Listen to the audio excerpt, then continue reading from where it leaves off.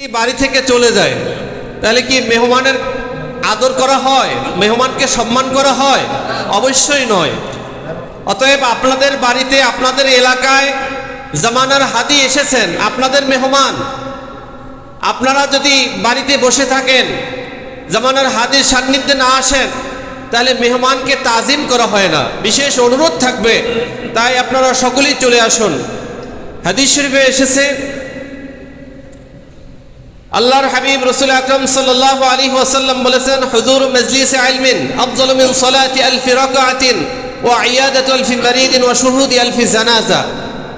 কোন ব্যক্তি যদি দ্বীন শিক্ষা করার নিয়তে খাঁটি আলেমের মজলিসে বসে পড়ে, বসার সঙ্গে সঙ্গে আল্লাহ রাব্বুল আলামিন এত খুশি হয়ে যান, 1000 রাকাত নফল নামাজ পড়লে, 1000 রোগীর খেদমত করলে, 1000 জানাজার নামাজে শরীক হইলে যে সওয়াব হয়, আল্লাহ রাব্বুল আলামিন তার চেয়েও বেশি সওয়াব আমলনামায় লিপিবদ্ধ করে দেন। সুবহানাল্লাহ। অন্য হাদিসে এসেছে, মান যারা আলিমান ফাকান্নামা যারানি ওয়া মান সাফা আলিমান ফাকান্নামা সাফাহানি ওয়া মান জালাসা আলিমান ফাকান্নামা জালাসানি ওয়া মান জালাসানি ফিদ দুনিয়া আজলাসাহু আল্লাহু মা'i ইয়াউমাল কিয়ামা। আল্লাহর হাবিব বলেন, যেই ব্যক্তি খাঁটি আলেমের সাথে, হক্কানি আলেমের সাথে সাক্ষাৎ করলো, সেজন্য আমি বিশ্ব নবীর সাথে সাক্ষাৎ করলো। সুবহানাল্লাহ। এই জমানায় আমরা অনেকেই আফসোস করি, হায় আফসোস আমরা নবীর জমানা পাইলাম না। কিন্তু আমার বিশ্বাস, জামানার হাদিকে পাওয়ার পরেও যারা হাদি থেকে ভাগিয়া থাকে, দূরে সরে থাকে, তার সান্নিধ্যে আসে না, আমার বিশ্বাস তাদের জমানায় যদি রসুলও আসতো, তারা রসুল থেকেও ভাগিয়া থাকতো। ঠিক কিনা বলেন?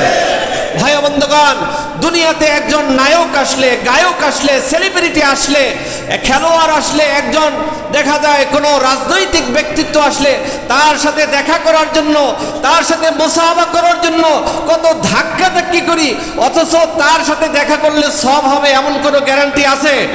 কিন্তু আল্লাহর হাবিব বলেছেন, যেই ব্যক্তি খাঁটি আলেমের সাথে সাক্ষাৎ করলো, সেজন্য আমি বিশ্ব নবীর সাথে সাক্ষাৎ করলো। সুবহানাল্লাহ। ওয়ামান সাফা আলিমান ফাকান্নামা সাফানি। যেই ব্যক্তি খাঁটি আলেমের সাথে মুসাহাবা করলো, দুনিয়াতে একজন রাজনৈতিক ব্যক্তির সাথে মুসাহাবা করার জন্য কত ধাক্কাধাক্কি। যদি একজন মন্ত্রীর সাথে মুসাহাবা করতে পারি, সাথে সাথে আরেকজনকে মোবাইলটা দিই, ভাই আমি যখন মন্ত্রীর সাথে মুসাহাবা করব, আমার ছবিটা একটু তুইলা দেবা, তাহলে আমার অফিসে টানাই রাখবো, লোকেরা বুঝতে পারবে এই রাজনৈতিক ব্যক্তির সাথে আমার সম্পর্ক ভালো। ঠিক কিনা? কিন্তু তাদের সাথে সম্পর্ক ভালো হইলে কি আপনার আখেরাতে কাজ হবে? তাদের পিছনে ঘুরলেন, তাদের পিছনে মেহনত করলেন, কিন্তু এই নেতা, এই ব্যক্তিত্ব আপনাকে কোনো উপকার দেবে না, বরং ময়দানে হাসরে বলবে, ওয়াকালু রব্বানা ইন্না আতানা সাদাতানা কুবরানা ফাআদাল্লুনা আস-সাবিলা রব্বানা আতিহিম দিফাইনি মিনাল আযাব ওয়ালআনহুম লা'নান কাবীরা। যে আল্লাহ, এই সমস্ত নেতার পিছনে দৌড়াইছে, ফাদাল্লুনা সাবিলা, তারা তো আমার পথ নষ্ট করেছে, আমার জীবন ধ্বংস করে দিয়েছে, আমাকে পথভ্রষ্ট করেছে, অতএব আমাকে একগুণ শাস্তি দেওয়া হইল, তাদেরকে ডাবল ডাবল শাস্তি দেওয়া হোক। বলেন নাউজুবিল্লাহ। তাহলে খাঁটি আলেমের সাথে মুসাহাবা করলে সওয়াব আছে কিনা? আল্লাহর হাবিব বলেন, সেজন্য আমি বিশ্ব নবীর সাথে মুসাহাবা করলো। সুবহানাল্লাহ। ওয়া মান জালাসা আলিমান ফাকান্নামা জালাসানি। আল্লাহর হাবিব বলেন, যে ব্যক্তি খাঁটি আলেমের মজলিসে বসলো, সে যেন আমি বিশ্ব নবীর মজলিসে বসে বলল। সুবহানাল্লাহ। এক জামানা সোহবতে বা আউলিয়া বেহতর সদ সালে তাআত বেরিয়া। কবি বলেন, কেউ যদি খাঁটি আলেমের সান্নিধ্যে কিছু সময় অতিবাহিত করে, আল্লাহ রাব্বুল আলামিন খুশি হয়।